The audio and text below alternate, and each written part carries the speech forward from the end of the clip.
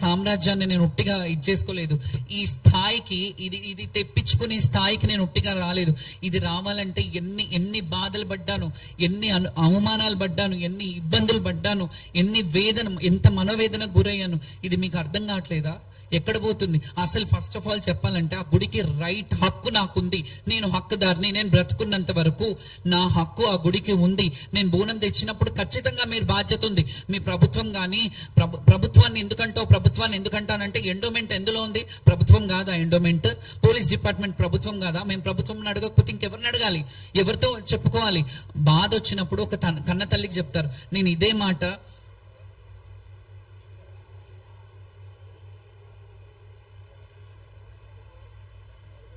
ఇది పంపించావు నాకు.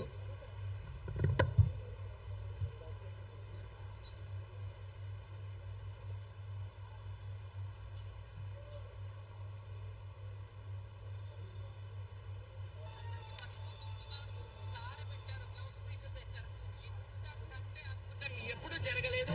దీని అంతటికి మన రాష్ట్ర ప్రభుత్వం అందరూ చల్లగా ఉండాలి, మన రాజు బాగుండాలి, మనమందరం బాగుండాలి, సకాలంలో వర్షాలు పడాలి. అమ్మా తల్లి జోగినీలము నీ బిడ్డలమమ్మా.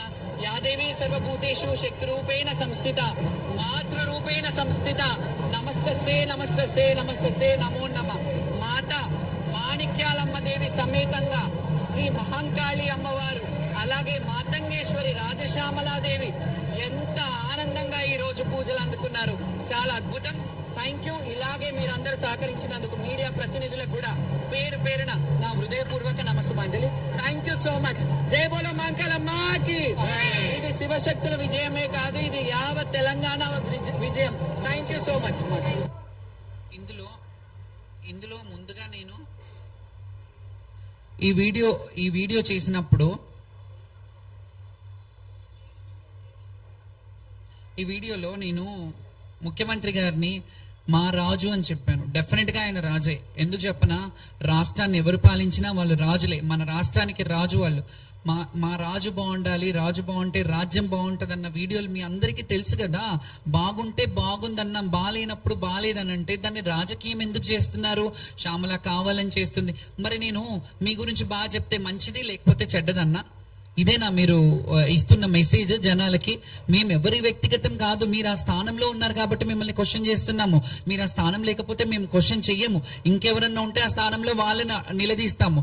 ఇది మీరు ప్రభుత్వ అధికారులు కొంచెం దీని మీద దృష్టి పెట్టి ఎవరైతే ఇలా దుష్ప్రచారాలు చేస్తున్నారో వాళ్ళ మీద యాక్షన్ తీసుకోవాలని నేను కోరుకుంటున్నాను.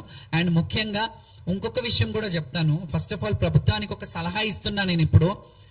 గతంలో ఎన్టీఆర్ గారు 3:30 గంటలకు వచ్చి హారతి, ఎర్లీ మార్నింగ్ 3:30, 4 o'clock వచ్చి హారతిలో పార్టిసిపేట్ చేసేవాళ్ళు. హారతి తీసుకొని వెళ్ళేవారు అమ్మవారికి. తర్వాత ఎవరు వచ్చినా, చంద్రబాబు నాయుడు గారు వచ్చినా, ఎవరు వచ్చినా 8-9 గంటల లోపల అయిపోయేది.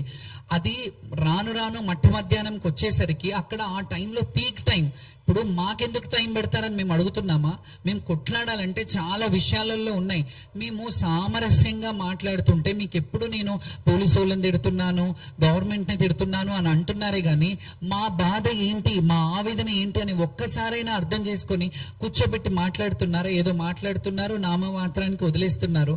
ఇప్పుడు నిజంగా చెప్తున్నాను, నాకు జరిగిన అవమానం మీద తీవ్రంగా ఖండిస్తున్నాను. ఇది ప్రభుత్వం ఖచ్చితంగా చర్యలు తీసుకోవాలి ఎవరి మీద అయితే చేస్తున్నారో. దీని మీద ఎవరైతే సోషల్ మీడియాలో నా మీద రాంగ్ ఫాల్స్ అలిగేషన్స్ పెట్టారో, కొంతమంది శివశక్తులు కానీ కొంత సోషల్ మీడియా కానీ, వాళ్ళ మీద సీరియస్ యాక్షన్ తీసుకోవడానికి నేను మా లీగల్ టీమ్ని నుంచి నేను వాళ్ళు మాట్లాడతారు. సాయి కృష్ణ ఆజాద్ గారు. ఏంటండి అది మీరు అడగాలి కదా. ఈవోని క్వశ్చన్ చేయాలి. మీరు రెస్పాండ్ అవ్వాలా, మంత్రి గారు రెస్పాండ్ అవ్వలేదని మీరు అడుగుతున్నారు క్వశ్చన్.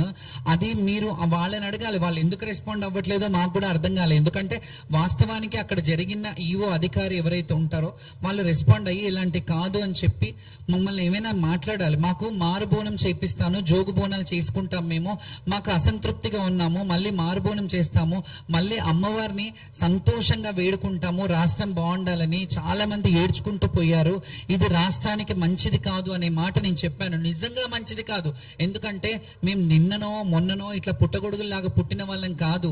మేము ఎన్నో ఏళ్ళుగా మా జీవితాన్ని దీనికే అంకితం చేసిన వాళ్ళం కాబట్టి మా నోటి నుంచి ఏదన్నా అంటే అది మంచిది కాదు అనే మాట అనడంలో తప్పేముంది? మీరు సరి చూసుకోండి, మీరు చేసిన తప్పిదాలు సరి చూసుకోండి అని అన్నాను. నేను ఎక్కడ ప్రభుత్వాన్ని ఇది చేయలేదు కదా. మీరు ఎందుకు దాన్ని రాంగ్ గా పోర్ట్రే తీసుకుంటున్నారు, రాంగ్ గా ఇచ్చేస్తున్నారు? వాళ్ళు సంజాయిషి ఇవ్వాలి. అలాగే మారుబోనం కూడా జోగినీల బోనాలు చేపిస్తాను అని అన్నారు.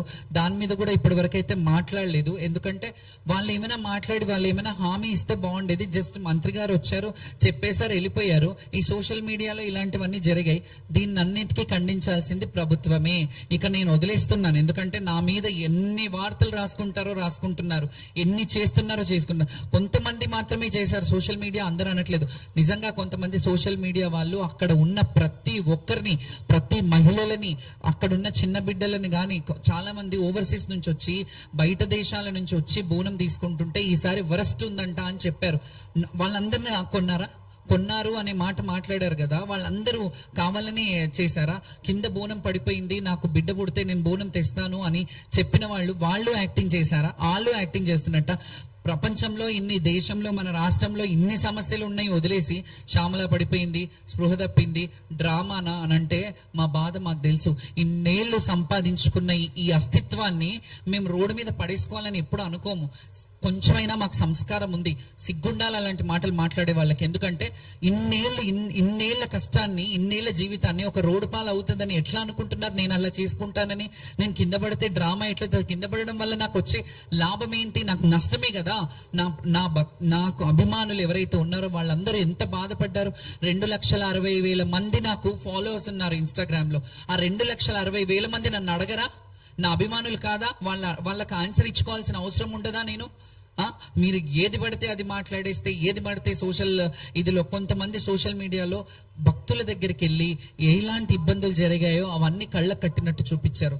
నిజంగా కూడా ఇప్పుడు చెప్తున్నాను, నిజంగా కూడా ప్రభుత్వము ఈసారి బోనాల పండుగ జరిపించడంలో విఫలమైంది అనే మాట అది వాస్తవం. మీరు ఎన్ని చెప్పుకున్నా, మీరు ఎన్ని ఇది చేసినా, ఎన్ని ఫండింగ్ ఇచ్చినా, ఎంతమంది ఇది చేసినా, మీరు ఫండింగ్ ఇస్తున్నారు, ఇన్ని లక్షల ఫండింగ్లు ఇస్తున్నారు అన్నప్పుడు మరి మీ బాధ్యత కదా మమ్మల్ని బోనం తీసుకెళ్ళడానికి అవ్వాలి. ఒక సీనియర్ మోస్ట్ నేను జోగిని, ఆ సీనియర్ మోస్ట్ బోనం వస్తున్నప్పుడు మీరు ఇప్పుడు గతంలో కొంతమంది నాయకులు వచ్చారు, ఇప్పుడు వచ్చారా? కానీ ఆ నాయకులు ఉన్నప్పుడు నేనున్నాను, ఇప్పుడు నేనున్నాను.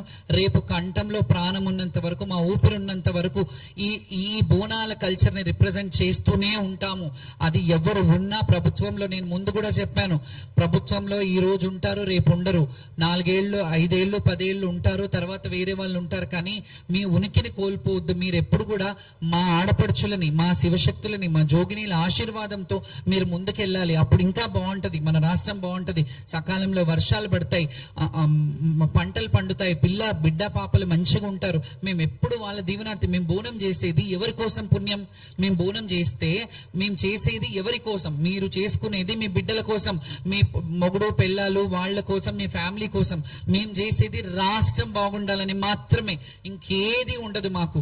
మేమేదో ఎన్ని సంవత్సరాలు బ్రతుకుతారండి? ఎన్ని రోజుల జీవితాన్ని అనుభవిస్తాం? ఆల్రెడీ సగం జీవితాన్ని అనుభవించేశాను. నాకేంటి ఫ్రీ పబ్లిసిటీ అవసరమో? నేను జనాలలోకి వెళ్తే వేలాది మంది నన్ను ముట్టుకుంటే చాలు. బోనాల పండుగలో ఈ సందర్భంగా చెప్పొద్దు అనుకున్నాను కానీ చెప్తున్నాను. నేను నడుస్తే నా కాళ్ళ కింద మట్టి కూడా తీసుకొని బొట్టు పెట్టుకున్న వాళ్ళు ఉండారండి. అది నేను సంపాదించుకున్న అస్తిత్వం. నా గర్వంగా ఉంది నాకు ఈ రోజు తెలంగాణలో ఆడబిడ్డగా, జోగినిగా పుట్టినందుకు. నేనేం రిగ్రెట్ ఫీల్ అవ్వట్లేదు. ఎందుకు భిక్షం అడగట్లేదు నేను ఎవరిని, ప్రభుత్వాన్ని భిక్షమేమని అడగట్లేదు నేను, లేకపోతే వేరే వాళ్ళని. నన్ను నమ్ముకున్న వాళ్ళు, నన్ను ఇంటికి పిలుచుకొని ఎవరైతే నాకు అన్నం పెడుతున్నారో చూడండి, ఆ ప్రతి గడప చల్లగా ఉండాలి. ఆ ప్రతి గడపకు, ఎందుకంటే మాతో బోనాలు చేపించుకునే వాళ్ళు ఉంటారు. అయ్యో శ్యామల బోనం పడిపోయిందంట కదా, నీది ఏందట్లా అని వాళ్ళకు కూడా తెలియని ఒక భయాందోళన